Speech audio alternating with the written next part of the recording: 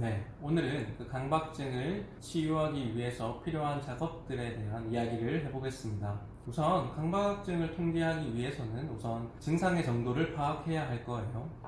우리가 강박 사고만 일어나는 경우인지 아니면 강박 사고로 일어난 부분을 우리가 취소하기 위해서 강박 행동까지 하는지로 나누어 진행하는 것이 좋습니다. 만약 강박 사고만 하는 경우다라고 하면 어느 정도 통제가 가능한 경우가 많고 일반적인 어떤 방법으로도 치유가 용이하다라고 생각을 해요. 그래서 인지적으로 병의 이해를 돕고 근본 원인을 통찰하게 해서 강박과의 연결성을 끊어내는 것을 시도해 볼 수 있을 거예요. 구체적으로는 그 숨겨진 감정을 보수하고 중요성과 우선순위를 판단하도록 도와줘서 강박에 대한 인식을 몸의 차원에서 바꿔 강박과 연결된 그 마음의 연결성을 제거하는 방식으로 진행할 수 있을 거예요. 반대로 강박 행동까지 하는 경우라면 우선은 우리가 강박 행동을 멈추게 하는 것으로 시작해야 합니다. 사실 상담소까지 찾아오는 경우는 대부분 강박 행동까지 번진 경우가 굉장히 많아요. 그래서 우선은 숨겨진 감정을 추출하는 작업을 통해서 포용 인식을 만드는 것이 꼭 필요합니다. 감정을 통해 분별하도록 도와주는 것인데요.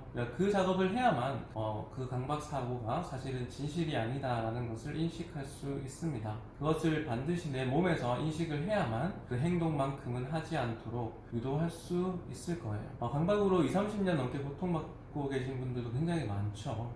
그렇게 오랜 기간 진행이 되었을 경우에는 한 번에 마법처럼 해결되길 기대해서는 안 될 거예요. 잘못된 기대는 오히려 금방 포기하도록 만들 수도 있습니다. 반대로 우리가 습관을 바꾼다라는 느낌으로 꾸준하게 해주는 것이 꼭 필요합니다. 다시 말해서 우리가 강박 행동을 멈출 수 있을 정도의 감정적 인식이 꼭 필요하다라는 거예요. 이는 올바른 감정적인 해결책을 계속 부여하는 거죠. 그걸 통해서 제 경험을 하도록 유도하는 것이 주안점이 될 것이에요. 이렇게 상담 과정 중에 이제 트라우마와 관련한 부분을 건드릴 수도 있어요. 그때는 이렇게 감정보다는 감각, 신체 감각과 관련한 해소를 꼭 해줄 필요가 있습니다. 어떤 신체적인 떨림과 그곳에서 내가 피를 할 수 있다라는 그런 안전함, 그리고 호흡을 통한 어떤 해소 이런 것들을 신체를 통해서 해소하는 그 작업들을 좀 진행을 반드시 해줘야 됩니다. 이와 같은 과정을 조금 더 보기 좋게 한번 표현을 해 볼게요. 핵심적으로 이제 필요한 몇몇 분석 과정을 가져온 것이고요. 이것은 남자의 상황에 따라서 순서가 바뀔 수 있고 그 증상에 따라서 적합한 적용을 해야 된다는 것을 참고해 주시면 되겠습니다.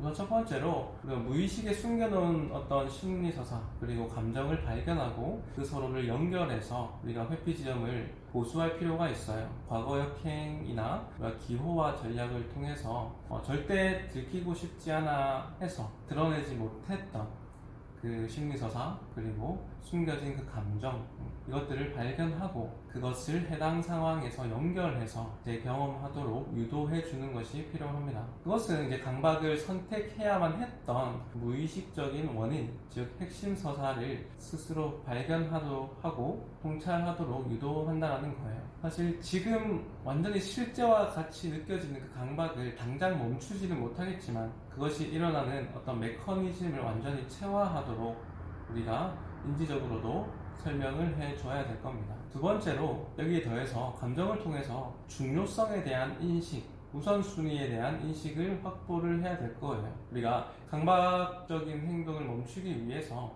이 숨겨진 감정을 드러내는 활동, 강박 증상 자체에 대한 중요도와 우선순위를 판단하는 훈련 이것을 반드시 진행을 해야 합니다. 사실 우리는 강박이라는 것이 굉장히 중요하지 않다라는 것을 우리가 머리로는 알지만 그것을 하게 되는 지점이 있거든요. 그래서 여기에 이게 어느 정도 내 인생에 실제로 중요한 것인지에 대한 분별을 가질 수 있도록 도와줘야 된다는 거예요. 그래서 현실에서 강박 증상이 발현할 때 그 발견한 감정적 반응을 활용해서 증상과 나를 분리해서 생각할 수 있는 그 힘을 길러주는 과정이다 라고 생각하시면 됩니다.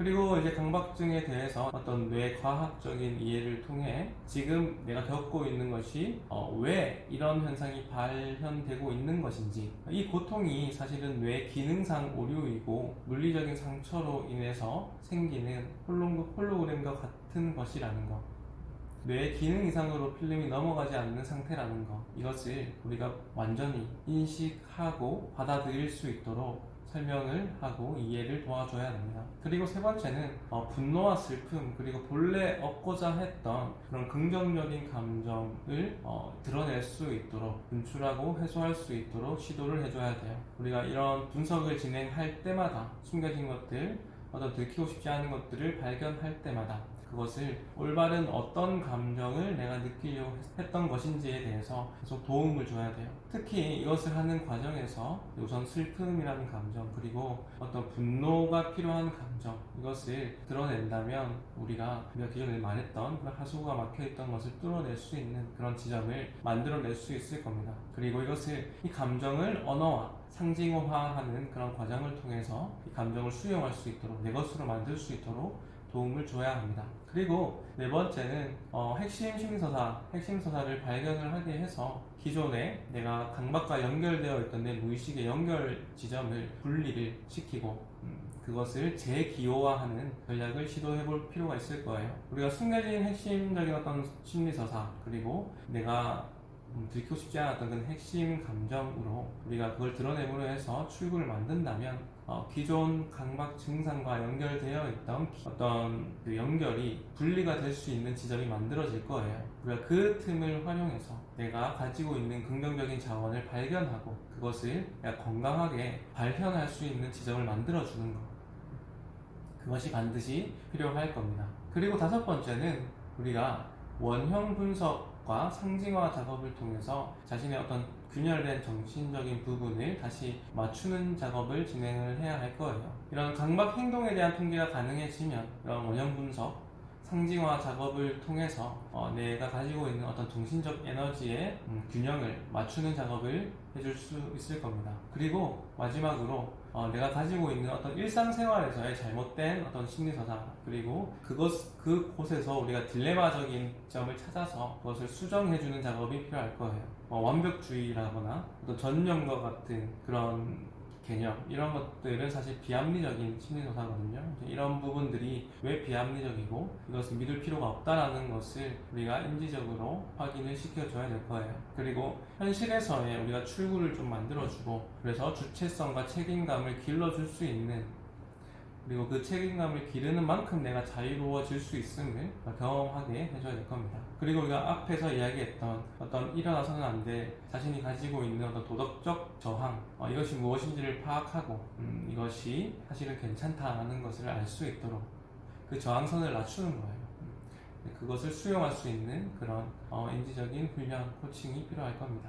이런 작업들이 굉장히 내담자분들과 어떤 걸 떠올리냐에 따라서 우리가 적합한 어떤 구조화된 원리를 적용하고 그것을 해소할 수 있도록 계속 도움을 주는 것, 이것이 상담가가 꼭 해야 될 역할이 아닐까라는 생각이 듭니다. 이러한 과정을 통해서 강박 증상을 우리가 완화하고 강박 행동을 멈추고 강박증 자체를 우리가 통제할 수 있는 범위까지 할 수 있을 거라 생각을 합니다. 많은 분들이 그것을 진행을 하고 있고요.